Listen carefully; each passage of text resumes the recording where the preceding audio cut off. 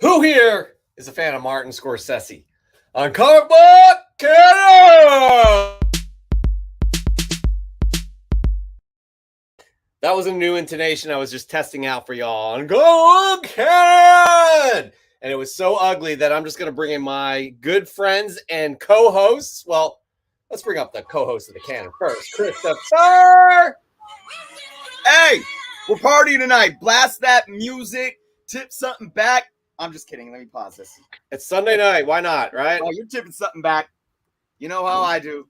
I do know how you do. And you know who else knows how you do, too, is 360 Comics, a.k.a. Joe. He is in the house. He is our guest co-host tonight. What's up? What's happening, man? We're so happy to have you here.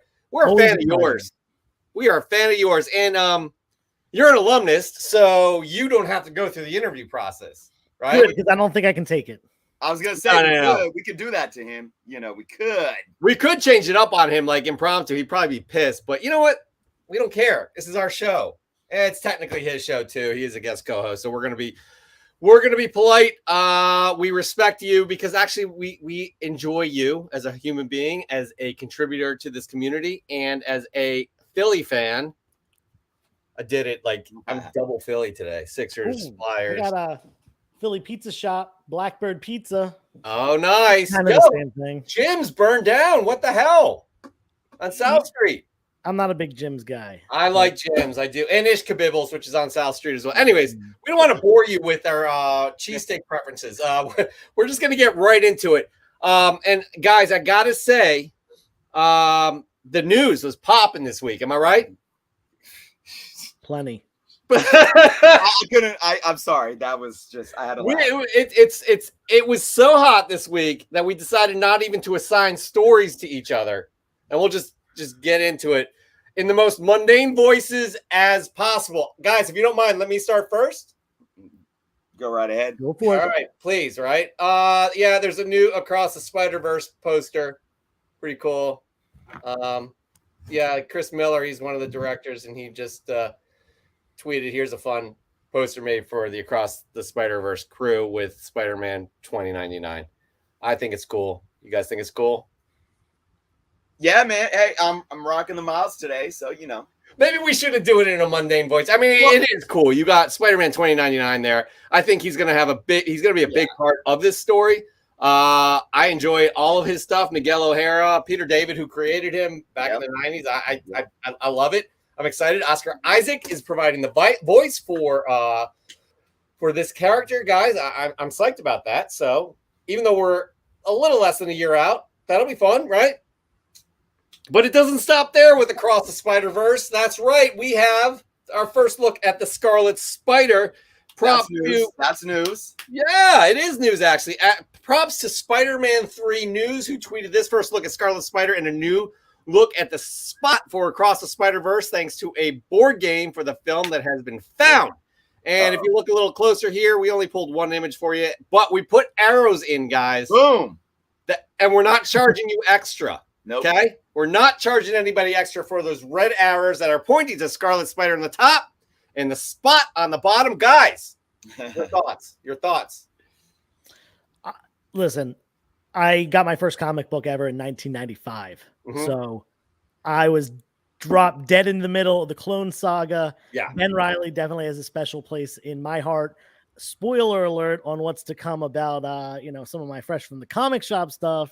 Love Ben Reilly, the Clone Saga, all that stuff. Very excited to see that on the screen, if in fact it does happen. I appreciate everything you said, other than the fact that you gave a spoiler alert for your Fresh from the Comic Shop. They're supposed to be fresh, so it's like, anyways. All right, Chris, you want to take the next story here? It's Spider-Man related as well. Jeff, yeah, I have to. You want some news, okay? I'm not taking the next story. I'm sharing some real news. Go for it. Because you thought there wasn't any tonight, but Jeff, Joe, the real news of the week are my socks. Look at those. I mean, that's brave. That is what I am talking about. I mean, how do we not have every national news channel on these socks right now. Yeah. Either there's two things going on here. Either A, that's an amazing pair, an amazing set that's outside the box, or B, you got to do laundry. You know what I mean? You're just digging, and those are the only two left. I'm smelling a channel name change. I'm thinking Journo's Comics and Sock Culture. Ooh, Oh, like you bring value, Joe. You bring value. that I'll do my wasn't even best. rehearsed, off the cuff, guys, and none of us have ever taken a comedy class at all. So Zero. again, more value for you, the audience. We are not charging you extra for. Joe, we knew it was a good idea bringing you on as guest co-host tonight. All right, I'm going to move on to the next story just because. But more value, right? 11 minutes of more value. Then you take the next story. Go for it. Oh man, I thought my socks overdid my welcome, but guys, who's excited about 11 extra minutes of not one Spider-Man or two Spider-Man, but three Spider-Men? I am, because we're gonna get that in the re-release. 11 minutes, guys. Now I know it doesn't seem like a lot, but if you actually break down 11 minutes, I mean, that could be a lot of little stuff here and there that really add an extra oomph to one of my favorite Spidey movies of all time. Yeah, I'm excited about it as well. I'll probably see it in the theater. And 11 minutes is it doesn't sound like it's a lot, especially in a movie that's over, almost 2.5 hours long. Right, yeah. But 11 minutes is a long time. 1 minute in a film is a long time. You just don't realize how the story is passing. I don't know. Joe, what are your thoughts? Yeah, I haven't watched it since it was in theaters. I did see it a few times when it was in theaters, but I kind of wanted to hold off. Like a lot of times I hop on movies right when they come out on demand or whatever, or DVD. I want to hold off on this one because I thought it was so good. I kind of wanted to forget as much as I could about it, so it could be a good experience. But this is like the perfect reason to go, back out to the theater for like a re-release like this. And more money for the MCU and Disney, which they absolutely need. So good move on Disney's part as well. All right.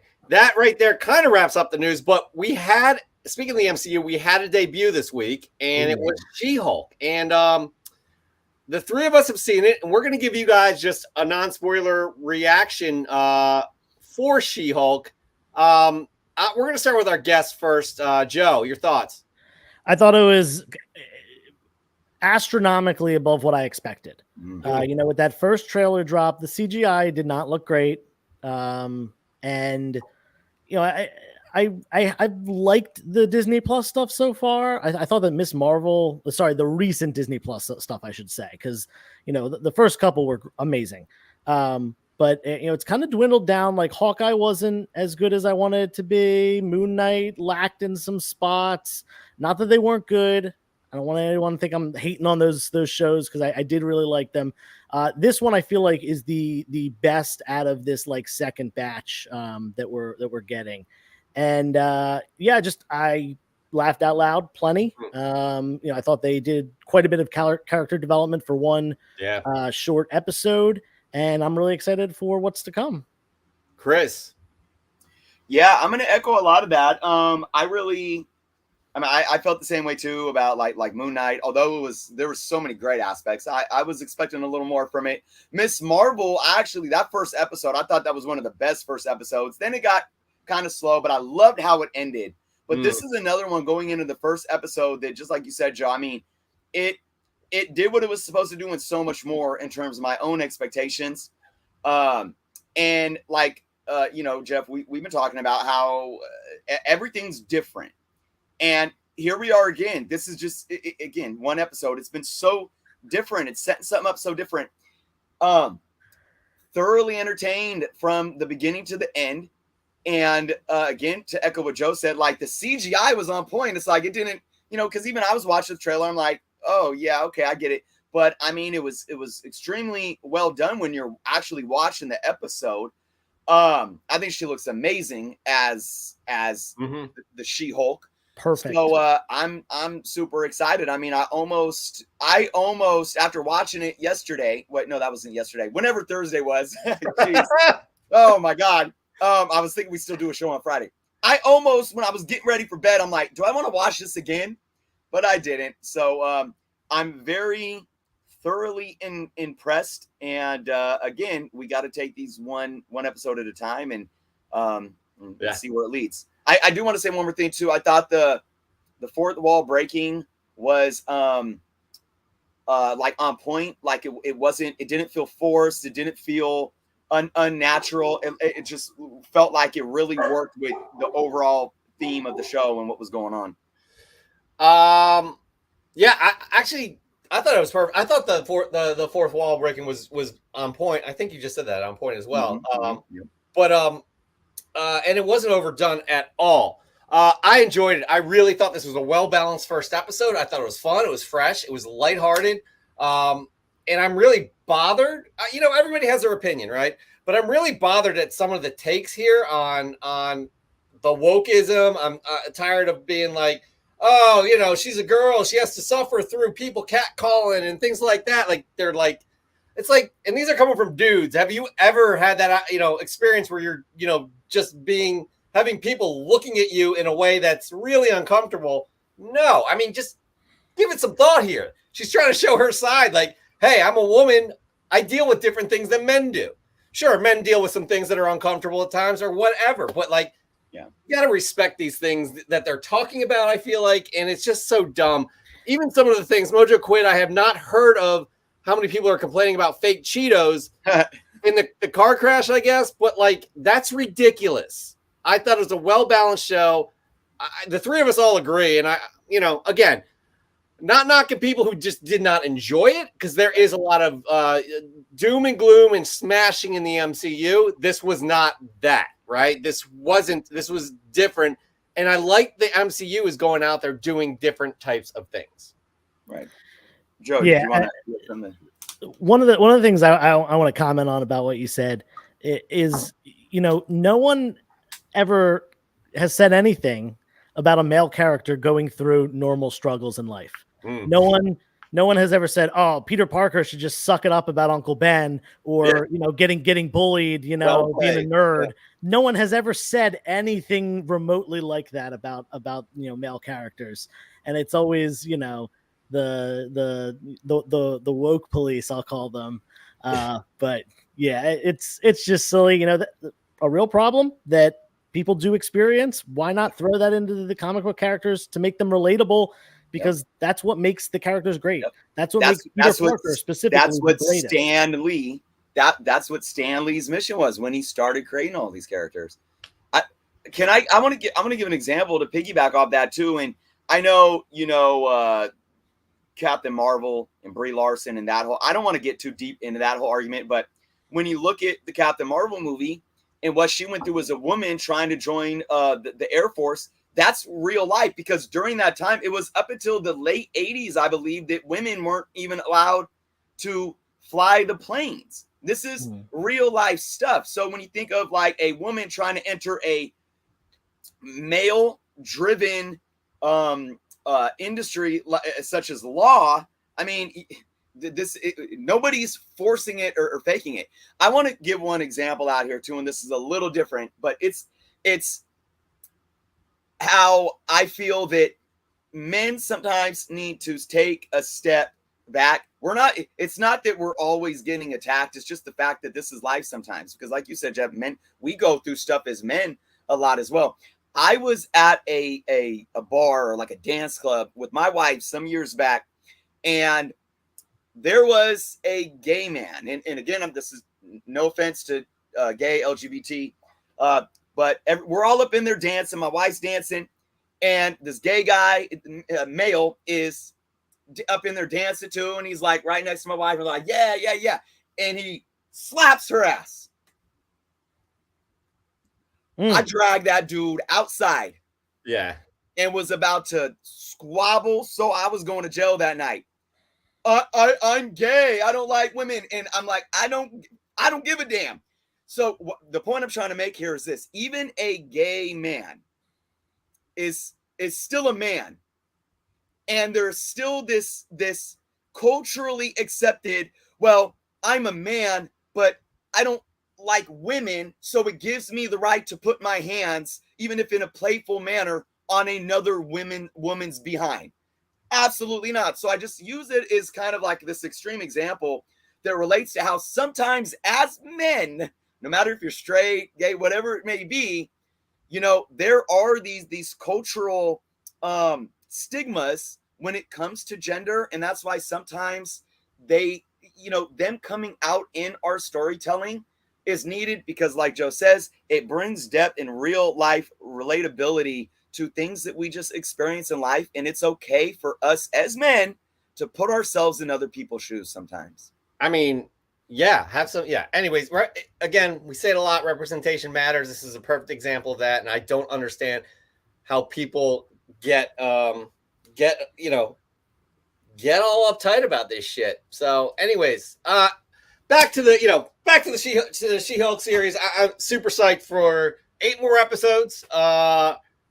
Outstanding. Well done, MCU. Very happy with that. All right, guys, that there is the news. Before we move on to a special segment with our special guest, you like how I accentuated special there? Very snappy. What's that? Very snappy. I like it. Special. Okay. Anyways, let's say hi to some peeps. Of course, we got Dan De La Torre. He's like a celebrity on the canon. Let's admit that. Dan, you can admit that too. Dan De La Torre is in the house. Comic noob Caleb Leland. We got Mojo Quid Bryant Wilson. Good evening, guys. Good evening to you, sir. P. Keel. Mark Lineker. Raw Dog Comics. Hey, people, what's up? Tony Chombetta. EGS. We'll talk about EGS in a little bit, won't we, guys? Who else we got? Mikey Hags. We got Nukes Comics. We got Jeremy Waymel Sr. Todd McFarlane is back. Woo! He's back. Sorry, I'm just yelling because he was here last week. Todd McFarlane and Donald last week was Neil Floyd is back. Yeah, you saw that. Todd McFarlane loves us, man. He loves us. Simon R. Great evening, comic book family. Hope all are doing well tonight, my friends. We are doing well because you are in the house. Who else do we have? I guess that's it. But if we Jacob Comics, we got a lot of amazing people. Maz's Toy Box, and if we haven't said your name, say what's up. Let us know. Hey, what's up? All right, moving on here, guys.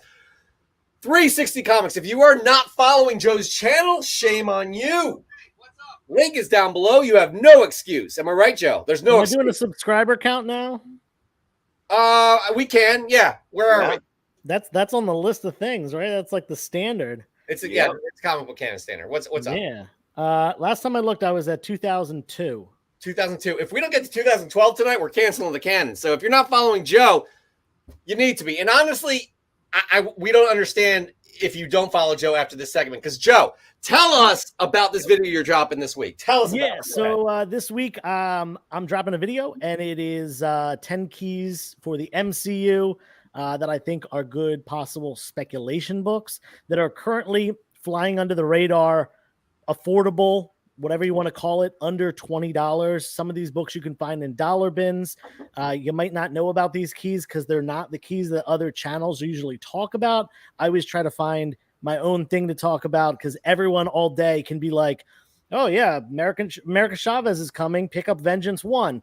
Yeah, the first appearance of a character who we know is coming, very obvious. How about other types of keys, including second appearances, including... Yeah, you'll see. We'll talk about a couple different ones in a little bit. Okay, excellent. By the way, if you're not following Joe on the Instagram as well, it's as easy as this. But the link is down below. And I got to say, we got to give props. We got to give props to Brian Wilson. He left to go sub you up. We got to give props to Neil Floyd.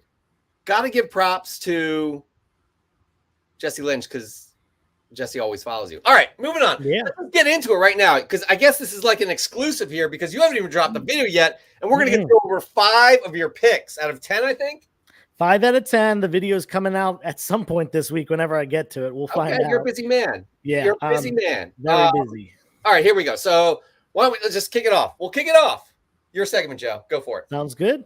All right, so there's a lot of books out there. There's several keys for every single character.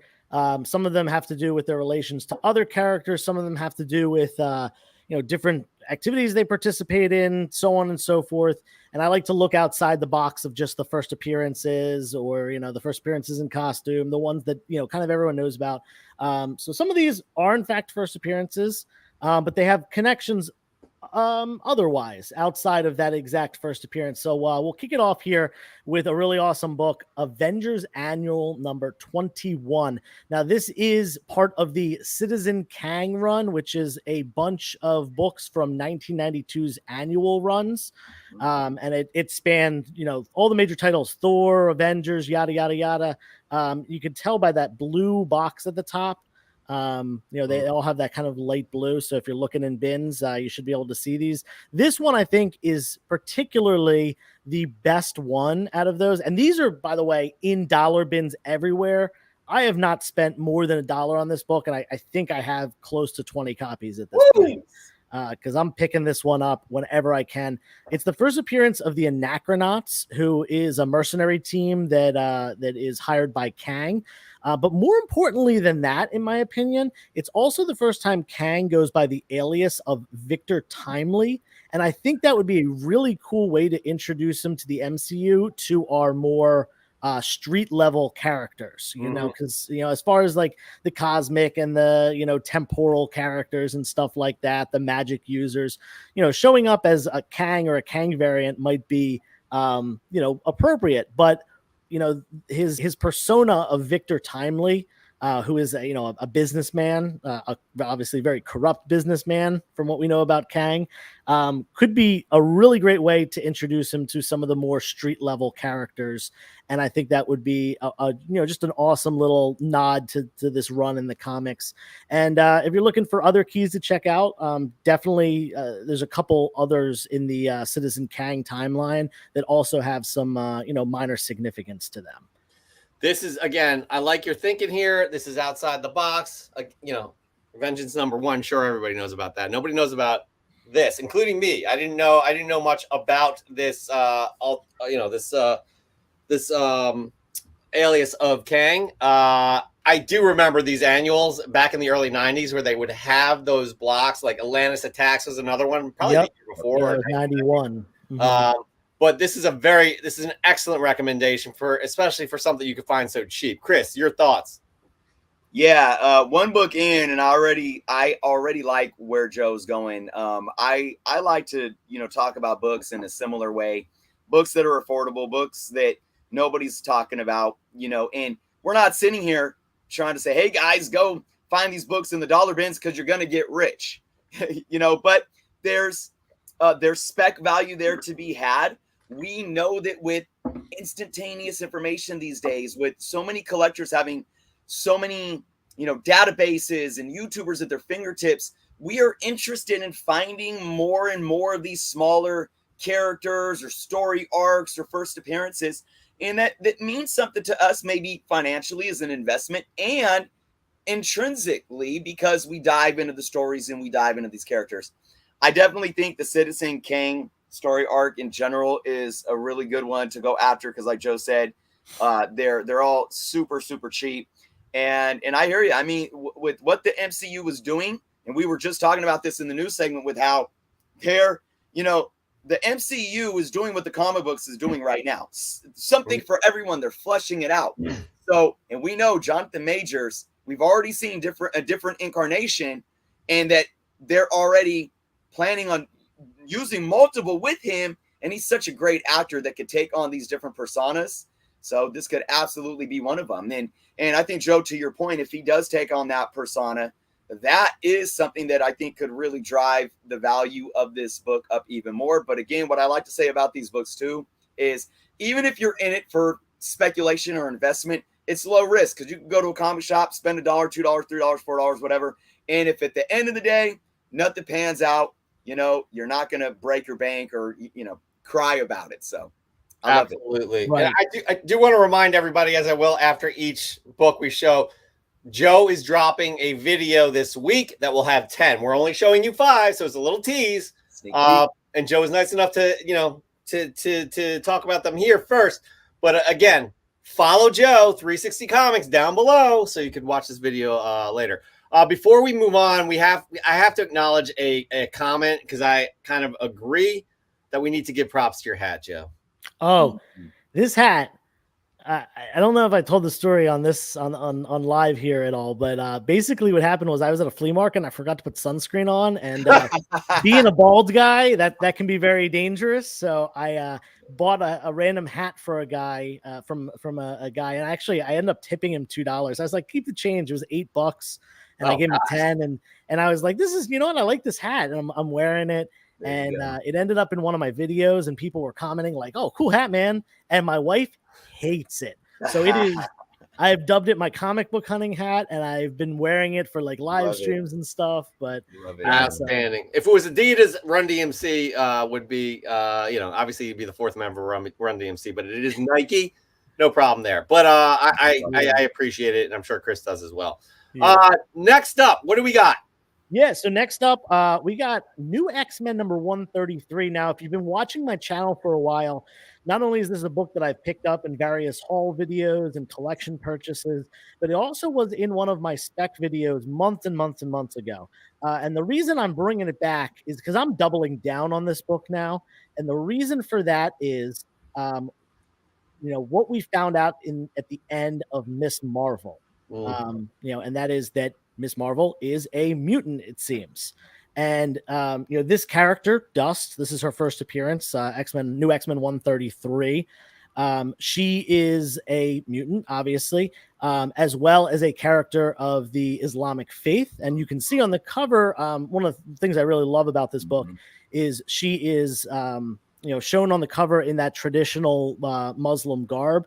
I forget the exact word for it, but with only the hijab. Eyes showing. Yeah, hijab, is that it? Yeah, or burqa is which, I forget which one is which. One just allows for the eyes to be shown, the other one is more of the whole face, and I apologize that I forget which one. But having another Islamic character in Kamala Khan and having her also be a mutant could be even more of a reason to introduce this character so they can relate in that way. Maybe they end up, as friends, as partners, something like that. I just think that would be a really cool way to introduce this character. By the way, just want to clarify, the hijab it covers the hair, neck, and sometimes a woman's shoulders and chest. The burqa is an enveloping garment that comes in a variety of designs, but typically covers a woman's face and head entirely. So this would be a burqa. Okay, cool. Yeah, so definitely this book, it's been up and down. I've seen it like in stores and stuff for as low as like $10 to $20, but then every once in a while, like I've also seen it in a dollar bin if a place just kind of throws most of their modern stuff in dollar bins because it's not super well known. But it's a first appearance in an X-Men book, and it's got this great cover as well. Yeah, no doubt that is a good cover. Yeah, honestly, I didn't collect during this time, and this is valuable information for me, and you can connect the dots in a way. Yeah, it's Spec, and Spec is about guessing, educated guess. Most of the time, it's educated guess. Let's put it that way. Joe, it's educated guessing here, but I like how these dots connect here. Chris, you? I agree. Again, this a lot of validity here in what Joe says, and I don't want to just echo him and repeat the same thing. Again, though, to Joe's picks and what he's showcasing here, low risk, because I was just looking online right there. There's plenty of copies under $20, and if it doesn't pan out, I think it's still this was a good run to read. I love the cover too, and you don't break your bank. But the main thing I want to point out here is anybody can really take books like this and do what Joe is doing here, because we all get so hyped up on waiting for these top 10 lists or waiting for the trailer or the Easter egg, and then we go nuts and the book starts doing this, then we get the FOMO where it's like, guys, watch the shows, read the books, check out your Marvel indexes, go to Marvel fandom, even read your Marvel wikis, whatever.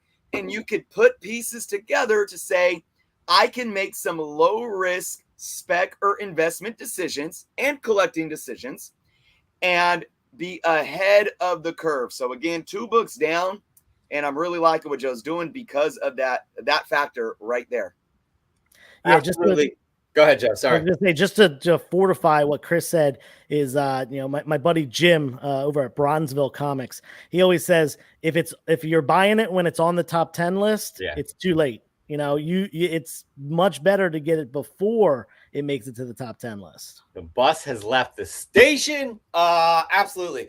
Again, follow Joe. We got to get to 2012 followers. Otherwise, we are canceling the canon. Also, just follow us because we'd appreciate that too if you can.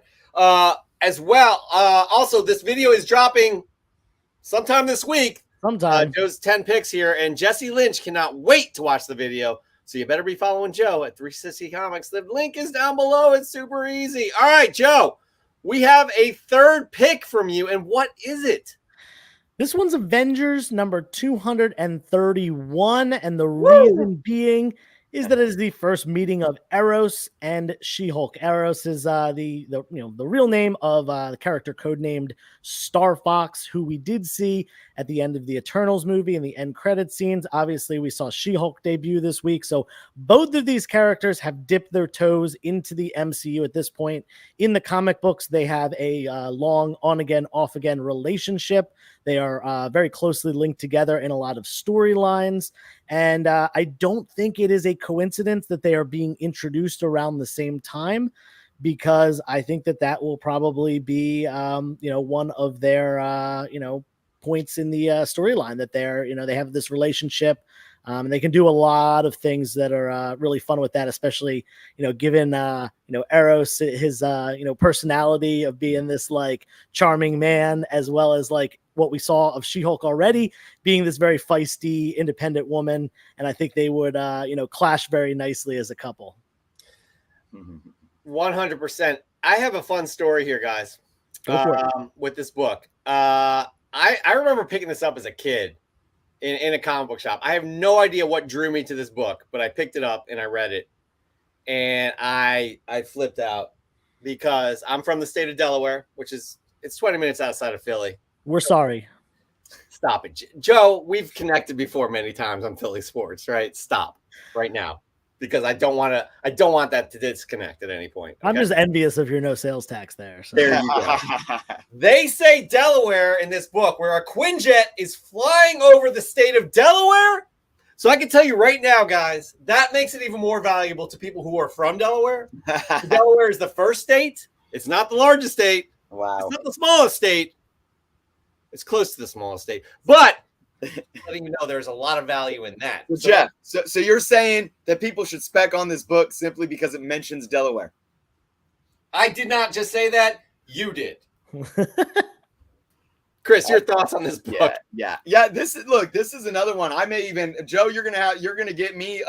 You're pumping and dumping on some books I got here. I think I got one for sale here. I'm about to go list it. No, I'm just kidding. I'll take it. Yeah. Right. This is a book that, when you think about Spec, like there was one that came up on one of the recent top 10 lists. It was the first appearance of Jack of Hearts, because there was some obscure person in the background of She-Hulk, and I'm like, nobody cares about Jack of Hearts, and now this book is selling because of just the FOMO Spec hype. This book, though, is one of those books that, again, very affordable, $3-4 book maybe for the most part, even in dollar bins, depending on the condition. This is something that if the MCU actually does this right with these two characters, and I agree with you, Joe, I think it's just a matter of time. It's going to happen, and I think the dynamic can be really, really awesome and done extremely well. This is one of those things that we as collectors can go back to this book and now create an inherent value that wasn't there before, because we value the books first and then we see them come alive on screen. Like that's how I felt about the Infinity Saga and Infinity War, Infinity Gauntlet, all that stuff, right? You see it on screen, but it reminds you of the books that you loved when you were a kid. So now we're going back to the books.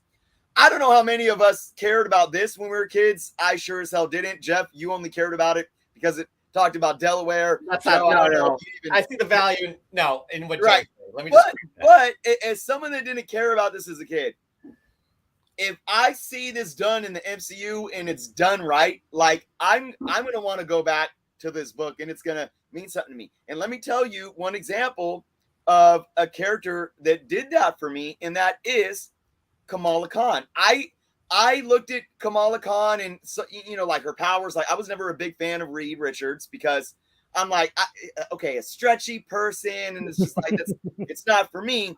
But when I started diving into the character in the show, it made me want to go back and start reading the story. So I think that can happen here. And again, I think this is a really awesome under the radar. Spend a couple books, buy a copy or two, and call it a day. Absolutely. Yeah. You said it, you know, this book can be found in dollar bins. You know, I certainly wouldn't pay more than $3 unless it's like a pristine high grade one, a really affordable book that, you know, is just flying under the radar like most of these. just like that Quinjet in the panel that says flying over Delaware. Oh, flying over Delaware. Yeah, it's like, oh my God! Somewhere in between, over Delaware, but under the radar, kind of in between the two. Oh, yeah, I like that. I like that works. All right, guys, again, Joe is dropping this video this week. Be sure to follow his channel at 360 Comics.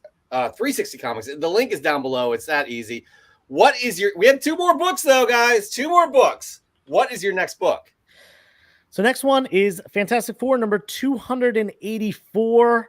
And this is a pretty cool book. And it actually is a really cool key because I think most people, at least most people my age, I'm 32. I grew up in the 90s. I never really referred to Sue Richards as the Invisible Girl. Right. This is the issue where she sheds the Invisible Girl name and starts going by the Invisible Woman, which is really what I knew her as a kid. You know, I had heard here and there the Invisible Girl, but I remember being young and actually thinking that they were 2 different characters. Right. So yeah, this is where she actually goes through a traumatic experience and says that she has kind of lost that innocence of being called a girl, and she wanted to, you know, go by Invisible Woman now. And I think that was, you know, really a commentary on what she had been through and, you know, maturing as well as, you know, becoming a stronger person. I think that was really great character development. It's a really good issue. I definitely recommend reading it. And it also has that significance. And particularly, I think that given the age of John Krasinski or whoever else, if he's not actually the Reed Richards of the MCU, whoever it may be, I certainly think that he's going to be married to a woman and not a girl for obvious reasons. So I think that they will utilize that name in the MCU. And, you know, this, again, one of those books that it's in dollar bins and you can find high grade copies for, you know, $3-5. I love this book. Again, this is another one I picked up as a kid. Surprisingly, it doesn't say Delaware in it, guys. I just like, sorry, I had to burp. I've told the story many times before. When I, like, early on in my comic book collecting journey, I realized that there are different artists on these comic books and they all have their different styles. And I just ended up falling in love with John Byrne, and I would get these John Byrne books, right? And this is one of them. And I believe he wrote this book too. Am I correct, Joe? I cannot confirm. I think he wrote this book as well, and this run on the Fantastic Four is outstanding. And I love what you're saying here because, yes, they're not going to go with Invisible Girl.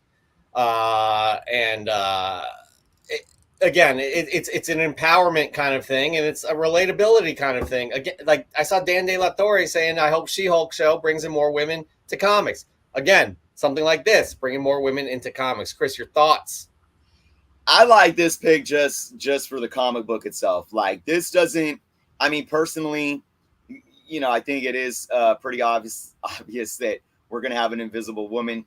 I think it's really interesting. Like, Joe, I was the same way. I'm a little older than you, but I was the same way. I always saw her, Sue, as Invisible Woman. And I think this is actually really cool knowledge for anybody that is a fan of Fantastic Four or these characters, that if you haven't read this story arc, to go back and read it And that speaks to me, and it goes to show, again, regardless of what happens with spec or movie stuff, that alone can drive demand into books and create more intrinsic value there as well. So I like that exists within this book as well. For sure. Definitely agree with that. Like I said, the investment on this, buying it, whether you're buying it to actually speculate, you'll want to sell it later, or if you're buying it to own a cool key that has to do with something, whether it's in the MCU or not, or you're just buying it to read it. Like, all of these books are valid choices for any of those types of collectors. And cheap, under $20. I mean, come on, it doesn't get better than that. I'm getting sick of reminding people because I'm getting sick of hearing my voice, which actually happens a lot. But Joe is dropping the full 10 book list this week. This is only 5, and we are on our last one. But you better be following 360 Comics down below. Got to hit 2012. I don't know where we are. We're going to check on that after this last book. And what is the last book, Joseph? What would a Marvel list be without at least one Spider-Man book on there? I tried to spread this out. I had a Fantastic Four book. I had 2 Avengers books, but one had to do with Kang. How about this? Let's go 1 through 4 one more time just to refresh everybody. We got Avengers Annual number 21. We got New X-Men 133. We got Delaware 231. Avengers 231. Sorry. We got Fantastic Four 284 and Amazing Spider-Man number 195. Now, this is a pretty obvious one, in my opinion. It is the second appearance of Black Cat. Black Cat, in my opinion, and in the opinion of a lot of my peers, I actually had a big discussion, kind of like a philosophical discussion about the only 2 like really super major Spider-Man characters that have not been utilized in comic books, as far as villains go, are Black Cat and Hobgoblin. They're the 2 biggest by far that have not been utilized in film.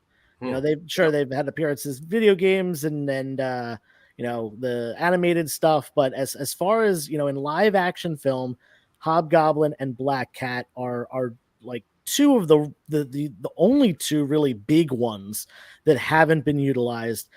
In my opinion, Black Cat is a better option. The reason being is she was a love interest at one point. She was a partner at one point. She's more of an anti-hero for most of her, the longevity of her existence. But she also has that villain aspect to her. Now, this is her second appearance. Her first appearance is a very expensive book. I just sold a lower grade. I think I had it graded at like a 4 or 5 or something like that. And I sold it for, I think, around just shy of $400. So that book's expensive. Sorry, that not just shy of $200, not $400. But yeah, either way, this second appearance, you can get this book for, if you don't mind a mid-grade copy, like $10, $7, $8, $10, somewhere in there. And you can even get a higher grade copy for $15 to $20. This, in my opinion, is pretty undervalued. And I think we will certainly see this character show up. And, rising tides raises all ships. Not just her first appearance will go up in value if she does appear, especially if she's, received well, but her second appearance and her cool cover appearances and her first solo book from the 90s. So I think this is a really good grab right now and is definitely a lot more affordable than her first appearance. It's crazy how how the second appearance of Silk is pretty much equivalent in price to this book right here. Yes. Right? How crazy is that? Absurd. Book, like, Joe, you are on point with this book. They're going to bring her in the MCU in some way, shape, or form. If she, I'm sure Sony may do something with her. Hopefully they don't ruin that. But yeah, she's too popular of a character. She's too deep within the Spider-Man mythos. And, it's looking like they're based off of rumors. We don't know if this is fact or not. But the next phase of the Spider-Man story will be him in college, and that's a perfect way to introduce this character. Chris, your thoughts? I'm gonna tell you right now, I had a Spider-Man sale on Whatnot a few weeks ago. I'm having my part 2 this coming Friday. I am not selling anything Black Cat right now, and I've been watching the numbers. And to what Joe said, this good luck trying to find this book for under $20 for much longer. Yeah, I mean, that's not even with an announcement or a casting or anything like that. I mean, these things are moving up right now, and this is, again, second appearances are becoming more and more popular, especially as first appearances continue to increase in value of characters like these. I agree 100%. This is one of the greatest Spider-Man characters created outside of your, Rogues Gallery from the Silver Age. You talk about Black Cat and Hobgoblin and Venom, and you could put them all in the same category. Of course, Venom's probably, top of the list there, but still, they've always done such a good job with a lot of these Spider-Man characters.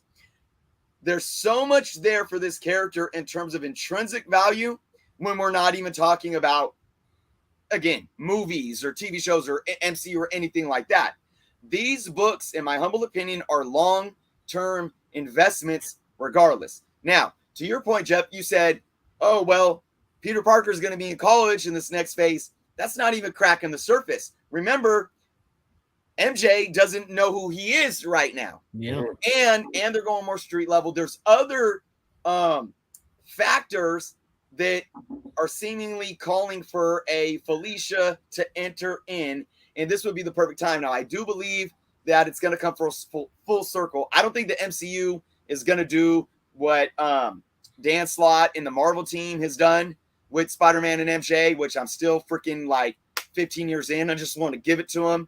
But they're going to get back together in the MCU at some point. Yeah. But until that happens, they need to fill something out. And this is perfect for Peter taking that more mature, darker street tone take.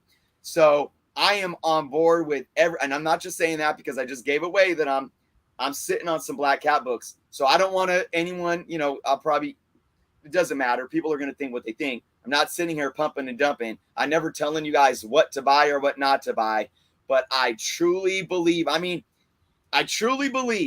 that these books are going to continue to increase until we get some type of announcement or casting. And then, then we might see a natural ebb and flow. Hopefully this is more controlled by Feige and team and not by Sony, because then we might see a real good in something Black Cat. But even if that happens, all of these Spider-Man characters have staying power. The Morbius book took off. It took a good hit because of the movie. I have no problem. If anybody bought Amazing Spider-Man 101 at the peak and they're hurting right now, hold that book, because I guarantee you in between 5 and 10 years, that book is going to be even more than it was where you bought it. So just hold tight. You don't lose until you sell. You're going to be good. I feel that way with a lot of these Spider-Man characters. Black Cat is the truth. I honestly wish that Peter stayed with her instead of going back to Mary Jane, but that's just me. I love the character, and I can't wait to see her in the MCU. Good pick, Jim. Damn, Joe, it should be noted that she was actually supposed to appear in Tobey Maguire's Spider-Man 4, and then she was also supposed to appear not as Black Cat, but just as Felicia Hardy. She was there. Yeah. Rogue One. What's her name? The Rogue One. Rogue One. I can't remember her name. Yeah. Oh. What's her name? Felicia. Is it? Keep going. I'll figure. I know what you're talking about. But yeah. Anyway, she was supposed to be. There was also supposed to be a solo Sony Black Cat movie back in 2017, and then it got combined with the Silver Sable movie, and then that got canceled outright. Now we're hearing rumors of Silver Sable again. Like, it's just bound to happen at some point. Hopefully, no more cancellations. And it's Felicity Jones is the actress. Felicity Jones, that's her name. With excellent Rogue One. Excellent Rogue One. Hey, Juice Stain Comics. I love the name. What's going on? Juice Stain Comics. That's a fantastic name. Joe, man, you did an outstanding job with this this list, which will be a top 10 list or a 10 book list. You don't put it in any kind of order, but you're dropping that this week. Everybody should be following Joe. 360 Comics. The link is down below. If you're not, and we're not at 2012. Oh, look at this. Backs it up. He backs it up. One thing about me talking about Spec, I don't ever talk about a book that I don't own at least one copy of in my Spec box. I always have one, at least one. Honestly, these, I probably have 5+ copies of all these because these are really affordable ones. But yeah, I don't talk about things that I don't believe in myself and I don't purchase myself. You know what I do sometimes? I'll make lists and I'll talk about a book and then I'll go buy it because I'm talking about it. Sure, and, that's fine. After I, am telling, well, I don't tell anyone to go buy anything, but after I get a lot of people talking about them themselves, and then I'm like, hey man, if I'm talking about this, and then I give myself the FOMO, right? Yeah. That's a problem. It's happening. All right. Anyways, moving on. Again, this is the top these tongue tie best $20 and under specs from Joe at 360 Comics. Please follow him down below. Subscribe to his channel. If we don't have 2012 followers by the end of the night, we're canceling the canon. Joe, would you like to give us an update? Also, while Joe is looking at that update, give us a follow too, like this video and all that good stuff, because we enjoy doing this and we want to get more eyeballs here so we can have more conversations with more people. It's fun like that. Joe, where are we? We're at 2005. So I've gotten 3 so far, which isn't bad because I've been on the show a couple times. Yeah, that's true, actually. So, but yeah, some people know me. It's not looking good for the canon. I'm getting a little nervous, Chris. I don't know about you. I know. Me too. Let's just shift gears here and try to, Joe's handling the tube box today. I'm wondering if anyone even realizes what's popping back there. Oh, that's a dead giveaway right there. Yeah, let's blur out the faces. Everybody in Hollywood is in this movie, other than the people that Chris was asking about. But this movie, outstanding. And there was a clue at the top of the show in the cold. Oh, is that Uncle Ben? Yeah, it's Uncle Ben. That is an Uncle Ben. Yep. An Uncle Ben variant. Let's be real. All right, now we're gonna move on. And Joe, you took this gig, right? Knowing that you have responsibilities. Yes. Yeah, you do. And Chris, this segment, it comes with responsibilities. What is it? Fresh from the comic shop. Fly from the pressing salon. That's right. We ask you, the viewers, to give us your fresh gets each and every week on the Instagram using the hashtag FFTCS. Also tagging Comic Book Canon, showing off those fresh gets. We'll show them off on the show. And it's as easy as that. On top of that, you can win an amazing prize. Monthly prizes from EGS. That's right, EGS Comics. One of the best slabbing companies out there. Tony Trombetta doing it right, who sponsors this segment. Chris, give us a little bit of, drop some knowledge on what EGS is. EGS, guys, if you are looking to get your books graded and you're looking for somebody else other than what somebody else is saying that somebody else is wanting to do, and you just want to do what you want to do, yeah, you can check out EGS.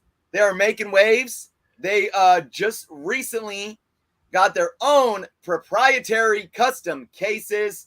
So they are really doing big things. So congrats to Tony and EGS. But guys, not only can you win something by participating in Fresh from the Comic Shop, but just check them out. Check out their website, egscomicsgrading.com. That link's below too. If you do put an order in, you can save 5% off when you use the code Canon5. And remember, they do offer optional custom labels, as you see some of them there on screen. Free grader's notes for every book, no matter the grade. Fast turnaround times, transparency in the grading process. Guys, I'm telling you, if you want another option outside of the big two, send a book in. Send one book in, maybe 2 to start. And I'm telling you, give them a try and see for yourself. Don't depend on what we say. Don't depend on what somebody else says. Give them a try and see for yourself. Absolutely. And guys, I am sending this in. I haven't yet. I wanted to wait for Tony to get those new those proprietary slabs in that are just proprietary. Is that the terminology? I mean, I don't even Yep. Oh, and Jeff, because you just said you want to wait, just to remind everyone, if you guys put orders in right now, you can, put your order in, ship it out, and notate on your order that you do want to wait for the proprietary cases. And maybe if Tony's still in the chat, maybe he can give us an idea of when those are going to start rolling out. But it should be, real soon here. So, you can actually get in line, get your books out to them, and get on that waiting list to get the proprietary cases. I have two in line right now myself.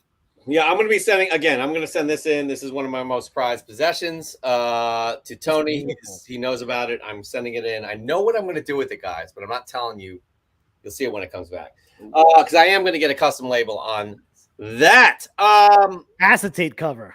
What are you talking about? You want to elaborate on that? Acetate label. What? Anyways, moving on. Let's talk about our semifinals from this previous week, guys. It was a battle. Dan De La Torre with that X-Men and Raw Dog Comics with that Star Wars setup. Who won, guys? Who won? And who's moving on to the finals? I'll tell you. It's Dan De La Torre. I mean, Woo! Dan going with, honestly, I don't know what changed in him, but he got some artistic sensibilities. Yep. And he made it happen. Not to take anything away from Raw Dog Comics, because that is an excellent setup, especially with that Dagobah on the side there, which is kind of hidden by the vote count. But congratulations, Dan. You are going to the finals. Woo! And guys, here is the August slab from EGS. Look at this Lady Death cover right here. I mean, come on. And I do believe that's custom based off of the coloring of the label, but this is Lady Death. I can't read it. 2. Yes. Treacherous Infamy. There you go. Number 2. Yeah, there we go. I couldn't read it. Sorry, guys. But the browsers are so small right here. By the way, Tony does have an update. The new cases will be here in where is he? 2 to 4 weeks, everyone. Woo! That's something to celebrate. I'm super psyched for that. That's excellent. I got to tell you also, it was a monumental effort for Tony to get these cases done as well. So congratulations on that, Tony. We know how much hard work you put into this business, how much you care about it, and how much you're making waves and making changes within the industry. And we applaud you, not only because you sponsor Fresh from the Comic Shop, that's a side, whatever, but because you're a good person and you're doing some good in this community as well. All right, enough of that. Tony, can you answer this question? How does EGS notate the signature? All right, moving on. Here we go. We got. I'm gonna take. I'm gonna apologize here to Brian P. Meister. I somehow skipped your submission, so you're submitted this week, and this is a great submission, guy. Before we start, actually, criteria, Joe. 3 criteria here. It's presentation, how people compose this shot, how artistic, how creative they are going to get with this shot, how it ties in all together. Because that perfect example was Raw Dog Comics and Dan De La Torre's. They were excellent last week. Excellent. The second criteria. How unique is the book? It doesn't need to be a $30,000 book, but it could be something that we've never seen or heard before. That's fun. And also, this goes far with all of us. It's the story. Have something tug at our heartstrings, okay? Have it tug at our heartstrings. How does this book relate? What does it relate to in your life? What does it mean to you? So those are the 3 criteria we look for in these submissions. Moving on here, we got Brian P. Meister again. Brian, I am so sorry, but here we go. Hi guys. When my daughter was little, she loved lighthouses. We visited the Barnegat, New Jersey Lighthouse in 2016. When I saw this magnificent Miss Marvel #2, 1 in 25 variant with the Barnegat Lighthouse on the cover, I had to get it for my daughter. P.S. She wouldn't pose for the photo. I mean, sometimes kids just do not want anything to do with that, and I understand. But I'm loving how this all ties in. I'm loving the beach atmosphere. I love how Miss Marvel really takes pride in Jersey, even though Joe, you and I, we have thoughts on Jersey. I'm not going to get into it right now.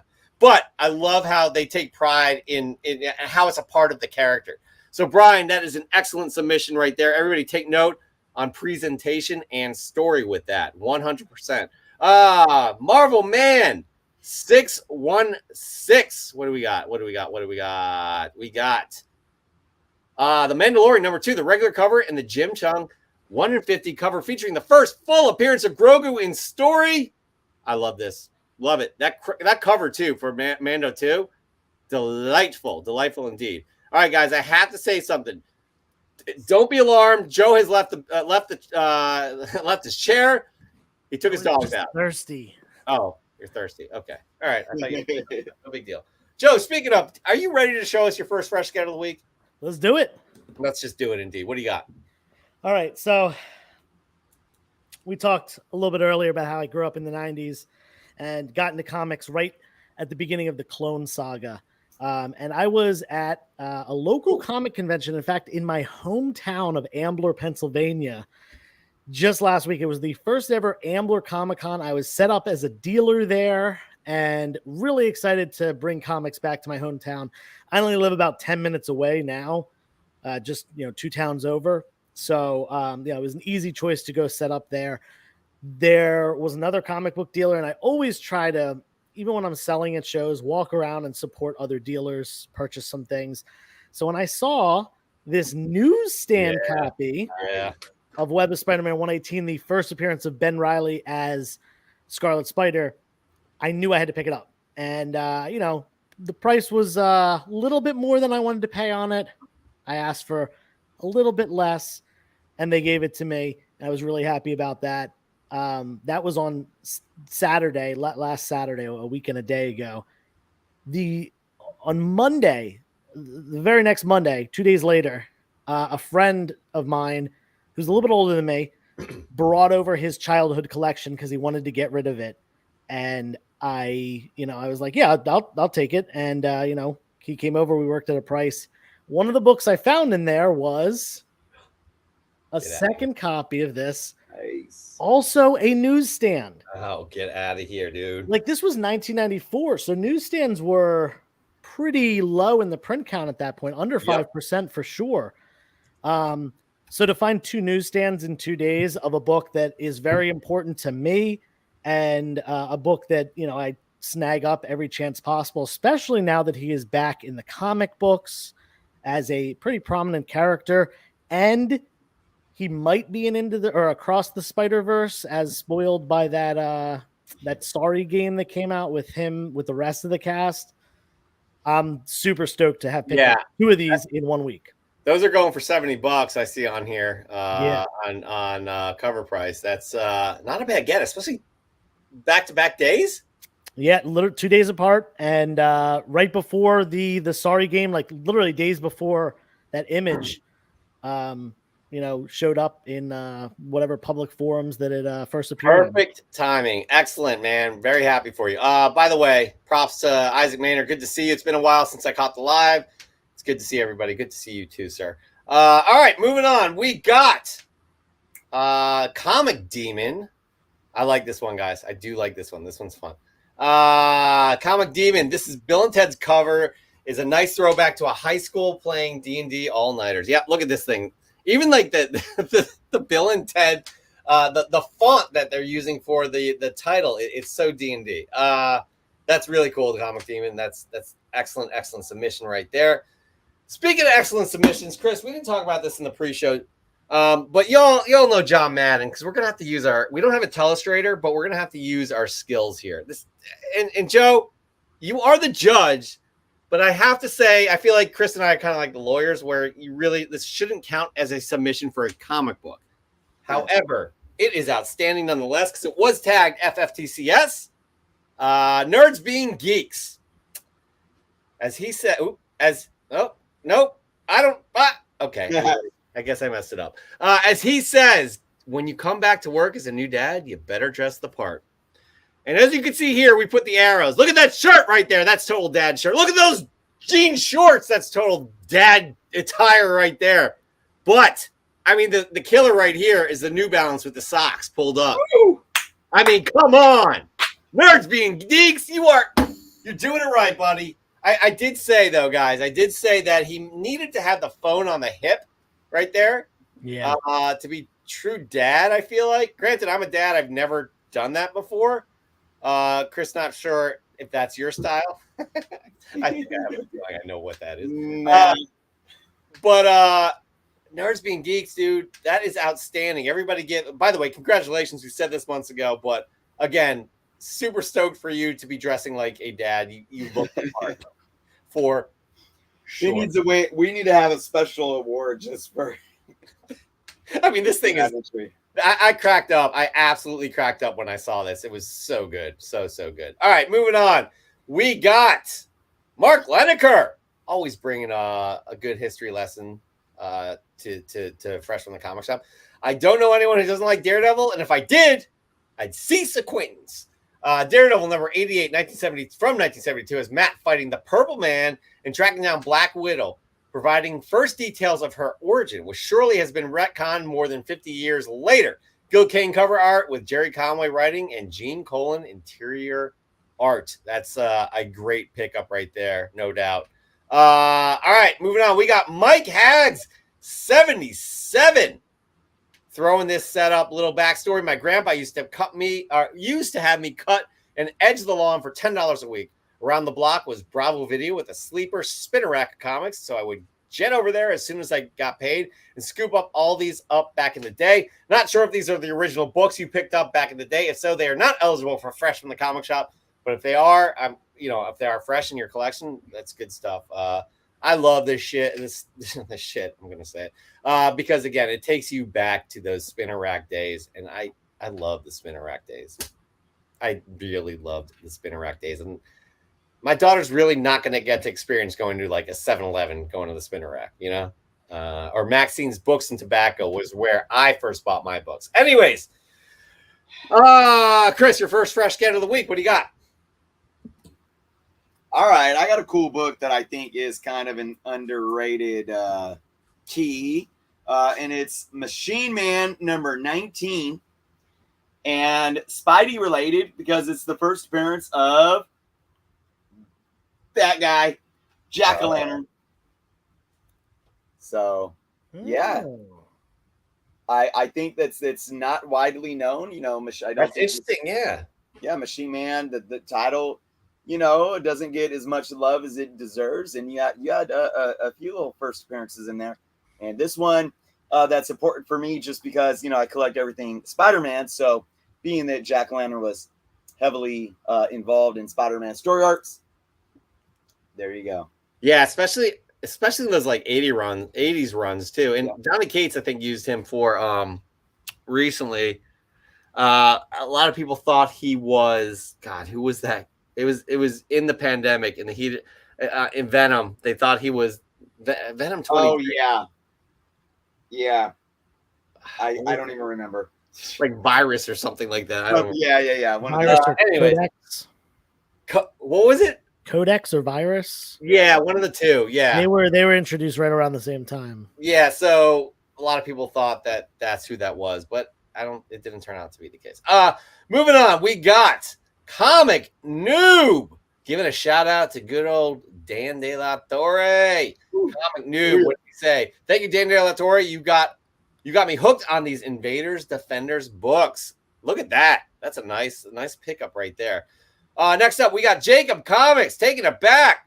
Found these amazing raw X-Men keys this week at my local comic book shop. So happy to add them to my ever-growing collection. The X-Men have always been my favorite team, and these books will be cherished and taken care of and passed on to the next generation. Way to do it, Jacob. Way to do it indeed. Guys, I'm going to give you my first fresh get of the week, and it is, what is it? Okay, Black Adam, number 3. Haven't read issue number 2, but I loved issue number 1, and I love this cover, guys. I love this cover. Look at this. It's obviously DC is going to be weighing heavily on Black Adam. This is a 12-issue run. I'm enjoying this. The first issue was really good. I don't know much about Black Adam, but I just decided to get it because they're going to have that new character. They have that new character. I don't know if he's called White Adam or what, but he's literally called White Adam. Yeah. Are you reading this, Joe? I flipped through it at the comic store because my LCS manager was like, "Hey, there's a new character in Black Adam. Guess what he's called?" And I turned around and jokingly said, "What, White Adam?" And he goes, "Yup." And I was like, "No way." And so I ended up picking up and flipping through just because I randomly guessed that. It's good. The first issue is good. I love this cover's really, really good. I got to tell you, Jeff, that cover kind of reminds me of like a Calvin Klein cologne ad or something. Oh my God. It's not black and white, so no. Yeah. Anyways, that's my first fresh get of the week. Moving on to some of your fresh gets here. Who do we got? We got Nukes Comics. I like this one. I like this one a lot. Oh, yeah. Fresh from the comic shop, the Amazing Spider-Man annual number 17. I am the biggest fan of annuals. I did not know that about Nukes, by the way, guys. Biggest fan of annuals, but this cover is so striking. I picked this up from DBS. This is very Steve Ditko. Very Steve Ditko. And I this is obviously probably the 90s. Maybe late 80s with 80s. That dollar price tag for an annual. I don't 85. What is it? 17? Yeah. So that would be 86. 80 because you do from it's not 80. I don't think it's 86 because they would have the 25th anniversary. So I think it's 85 because I know in 87 they changed the Marvel logo. It was smaller and a different font. But somewhere probably between 85 and 86. For sure. It's a nice looking cover, I have to say. Very reminiscent of Ditko right there. 630 collectibles. Guys, this is sweet. This is very, very sweet. My three favorite ladies. Emma Frost and the dog. That is cute. I like that. That is very, very cute. All right. Second fresh get of the week. What do you got, Joe? Oh, my turn again. All right. So a local store in my area called Toy Cantina that has zero to do with comic books. They are a toy store, a retro toy store. But the owner and the employees all are really into comics. It's kind of amazing. I just don't think they want to compete with the comic book stores in the area, so they are strictly a toy store. That being said, they love comics so much that they do a comic swap. One of the employees decided to start one up a couple months ago. There have been two so far. I've attended both of them. I helped promote both of them. I helped set up both of them. And they've been really fun times to go and sell some stuff, buy some stuff, and trade comics with other local collectors in the greater Philadelphia area. That being said, I made a trade at that event with actually one of my buddies, James, and I ended up trading him an ASM key that he wanted for his personal collection for a book that I want for my personal collection, and that is Swamp Thing number 9 from 1974. We've got an amazing Bernie Wrightson cover. He did the art on the first 10 issues of the original Swamp Thing run from what I think the run started in 83. And, first 10 issues are 83 and 84. And this one is in a nice 9.6 off-white to white pages. So, almost there on the number and almost there on the page quality. But yeah, I just couldn't pass up this amazing Bernie Wrightson cover. Joe, that cover's outstanding. Beautiful. It's really a beautiful cover. No doubt about that. Good stuff, man. Glad you got that. All right, moving on. We got Neil Floyd, who is back in the game. Where is he? Right here. Neil Floyd, first purchase and selling everything, back in the game, and he's coming in strong, everybody. Got that first appearance of Beta Ray Bill. I don't know why I blanked on that because I have this book as well. I love this book. It looks like that. Yeah, it's a newsstand as well. That's my same copy I have. And a 9.2. Neil, welcome back, buddy. Good job on that. Nori Jordan loves Thunderbolts. I know I tend to be one tricky Thunderbolts pony with my submissions, but I am going to start going back to my roots a bit more, which is Daredevil and the greatest character ever, Bullseye. I was excited to finally pick up the Elektra Lives Again graphic novel, which has escaped me for as long as I've been collecting. I also purchased the next issue in the current Daredevil series in some black issues that I already had, but they are great books and they were cheap. Take care, everyone. That looks like a nice haul. Not his typical Thunderbolts haul, but a nice haul nonetheless. Chris, your second fresh get of the week. What do you got? All right, guys. I got some plastic. Oh. And it's the yellow label. To celebrate what we opened with at the beginning of the show. I'm just really excited about this show, and I can't wait for next Thursday. I have a She-Hulk number 11. Trying to get the glare, and a 9.8. There we go. Nice cover. Battling Titania. Yeah. Signed by Paul Pelletier. This is from the 2004 run. So this actually was gifted to me by Torpedo Comics. They sent me a gift box of their I got it right here. Of their mystery boxes. Oh. Very nice display, right? And you get one slab in every box, and this was in there. I'm not a huge fan of signature books, but I love the cover. And again, it was very fitting because I'm really hyped about the show right now. So yeah, I was going to bring that up. You and I are on the same page with signatures on covers. What are your thoughts, Joe, on that in terms of your personal collection?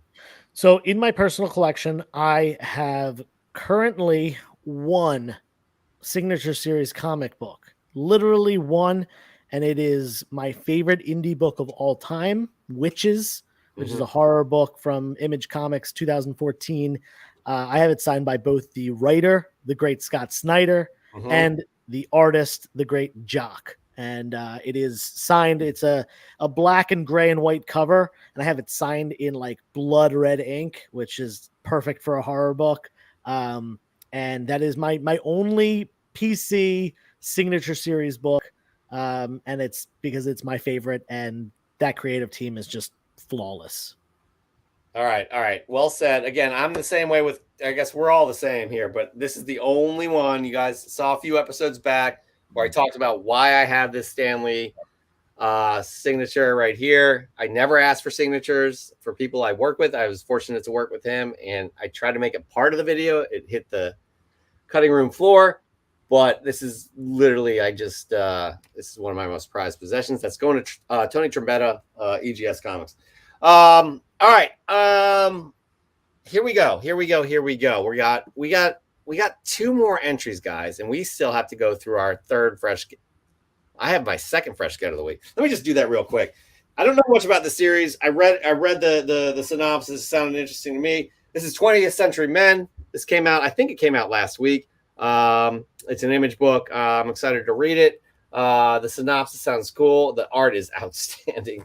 I'm excited to read this one. All right, that's my second fresh get of the week. Moving on, we got guys. Here's an interesting, honestly, here's a very good example of a well-composed shot. Super Crispy.comics snagged some cool Hulk books this week. A little something old and something new. Plus, peep that badass stand from my homie Malvern Designs. Happy Sunday, y'all. But again, look at the depth of field here. You have the new Hulk book in the front here with the ones out, in the back, kind of out of focus, which is intentional. But Super Crispy.comics is a former winner, and he did a great job on that picture. All right, so here's the deal. We have one more submission left. And we apologize again if we have not been able to pick up your submission. The hashtag is just driving us crazy. Make sure you tag the picture with Comic Book Canon because there's no guarantee we'll see the hashtag. We are seeing a lot of those hashtags, but there's no guarantee. So be sure to hashtag FFTCS, also at Comic Book Canon. Tag the picture at Comic Book Canon. Joe, give us your third fresh get of the week. What do you got? All right, so this one is a weird one. Secret Avengers number 25, and I believe this is the run from, what year was this? 2012. So this was the 2010 run of Secret Avengers. This book, you're probably looking at like no idea. Even if you memorize Key Collector, you probably don't know what this book is because it is not a key whatsoever. But interestingly enough, and I collect stuff like this, error printings. I opened it up, and I actually opened it up just to look at the date because I was trying to see what run it was from. And the first wrap of the comic was stapled in upside down. That's crazy. So the indicia is actually in the behind the back cover, That's crazy. upside down right here. So I had to turn it upside down and look at it, and then I was like, "Wait a second, what?" And yeah, ended up with this weird error printing. Probably, as far as value goes, it probably isn't more than $5 because it's not an important book, and it's just got a page upside down. But it doesn't matter. I'm keeping it for myself. I have a whole, not a whole short box, but about half a short box right now of double covers and inking errors and things like that I keep in my personal collection. That's definitely a unique book. That's what we talk about. Unique book. So yeah, I was very I was trying to think of a third book because I pulled the Web of Spider-Man and the Swamp Thing, and I was like, I got some like early Sabrina the Teenage Witch books, and I was like, maybe I'll do that. And then I was like, no, I have that error book. Let's do that. That's good. That's unique. Perfect example of a unique book right there. All right. This is what we're going to do. We're going to show our final submission here. Then Chris and I are going to show our third fresh gets while you tally things up. Give us like your three most interesting kind of submissions and then your winner. I know the deal. All right. Of course you do. Sorry for offending you, sir. All right. Last submission of the week. Good friend of the show, Dan De La Torre. My buying comics on a budget continues. Here's my fresh from the comic shop for this week. Incredible Hulk 146. Nice mid-grade copy. I paid $11, including shipping. It's a 27 book, which means it's still a Silver Age Marvel book. I'm on a campaign to change the definition of when the Marvel Silver Age ended. I did not know that about Dan, guys. Did you? Yep. Oh, yeah. When do you want Marvel Silver Age to end? What's that? When does he want Marvel Silver Age to end? So I'll speak on Dan's behalf. I mean, basically, the Silver Age and Bronze Age stops and starts the same across the board for the industry, but which is basically, at the end of 1969, moving into 1970, where books were still 15 cents. Dan believes that the Silver Age should go through, I believe, 1972 through the 20 cent, and I think it was 1973 where books then became 25 cents, and he thinks that's the marker.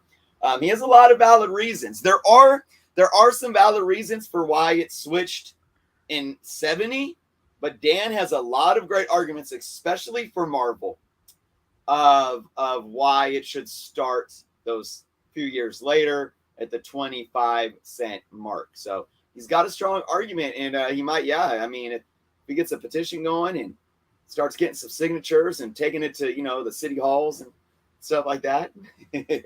City halls. Okay. Guys, I did miss a submission. Maz's Toy Box. My apologies. This, I don't know, this slipped underneath the radar for some reason, but you had an Ultimate 4 outpost last week. Better not be one of them acetate bootlegs. No, guys, no, please. I'm just kidding. No. You want me to look it up, Jeff?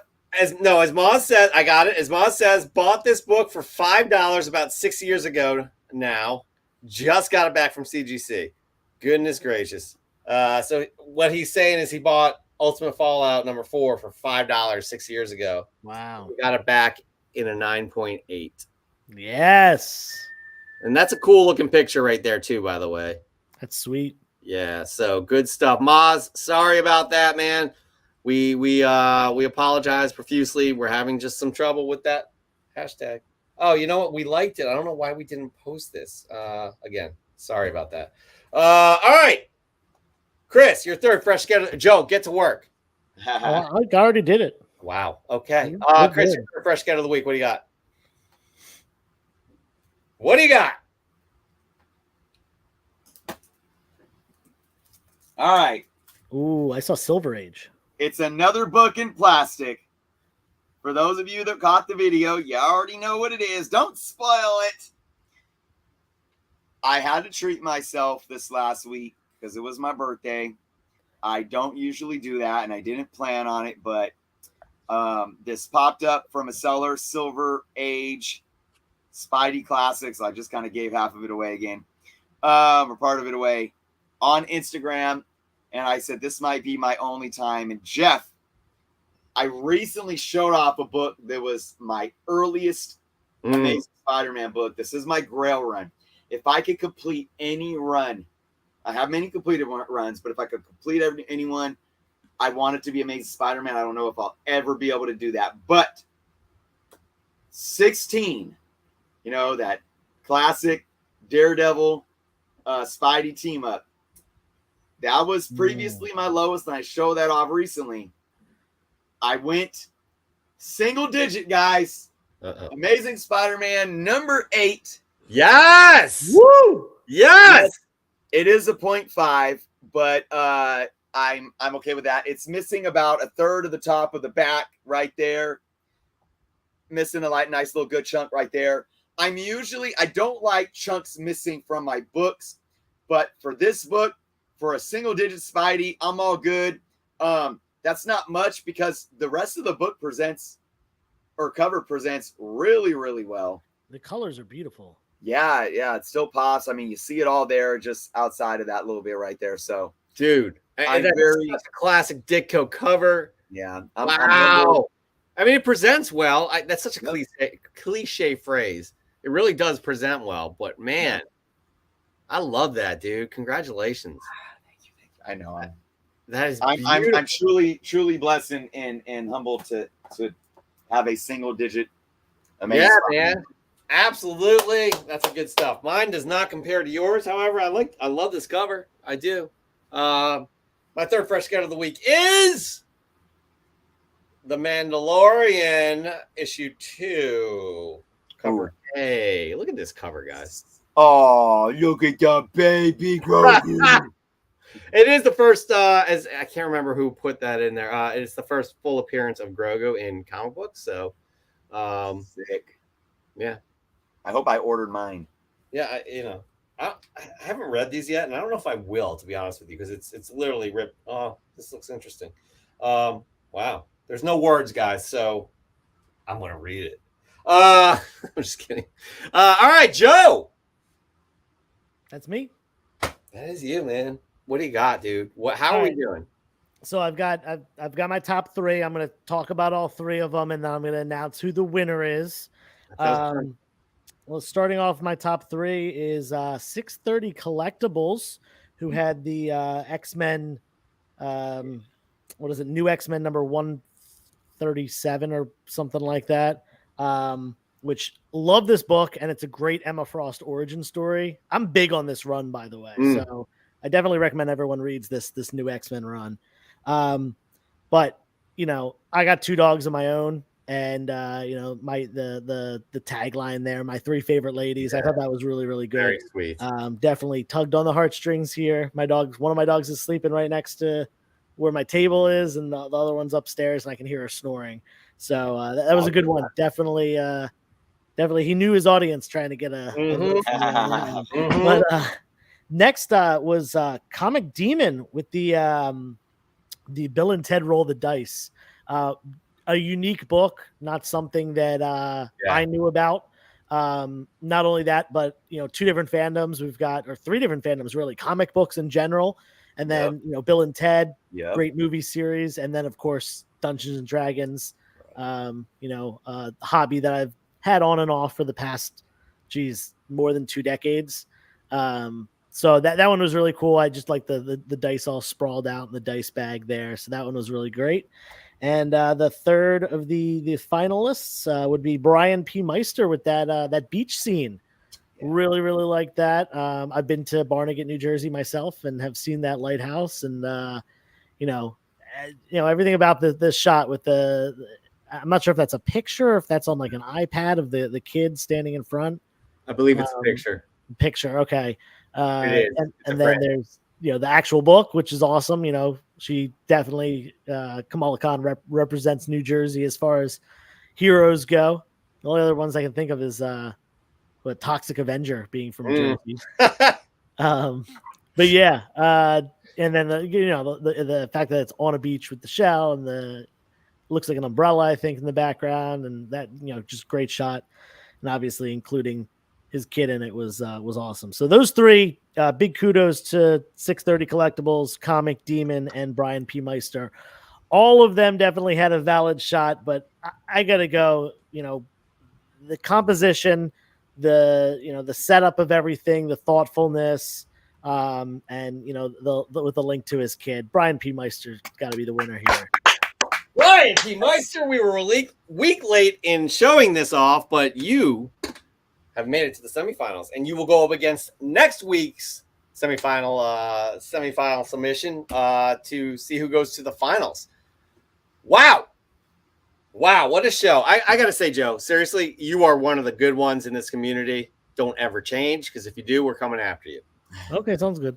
But no, for real, if you guys are not following Joe, please do. Link is down below. It's as easy as that. He will be dropping that top 10 spec list, or that 10 book spec list for under $20. Again, the 5 books he brought here, just brilliant in our opinion. I'll speak for you, Chris.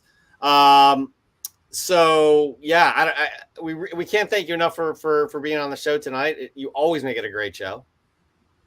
And you're like Tom Hanks on Saturday Night Live, where you're like a 18 timer or whatever it is. Yeah, I've been on a couple times, hopped in here and there as well for short appearances. So yeah, keep at. I'm down anytime, whenever you guys need. We are very appreciative. And nobody actually guessed the movie in the background, which I'm a little bit disappointed. What's up with that? Let's bring it up real quick. I don't know what scene this is. Is it in the it's so washed out. It's like, there we go. Oh yeah, this is there you go. That was towards the end. Nice. Again, this is such an intense scene right here too. Oh, I love it. Oh, look at this, Caleb. Caleb. Where is he? Caleb got it. It's the Diarded. Technically, Prince Zodiac got it correctly spelling, but Caleb got it. And it nukes. It's not Office Space, by the way. On that.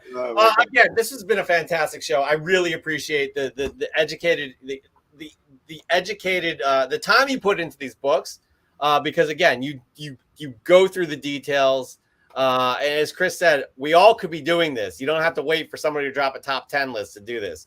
Taking those educated guesses is what Spec is about, and it's fun. So we can't thank you enough for bringing those sneak peeks of those 5 books. 10 books will come out later in the week. Chris, do you have any last words for this episode? I just, again, repeating everything that you said, Joe. Thank you for coming on. I really love the segment too, and I'm glad that we were able to highlight that.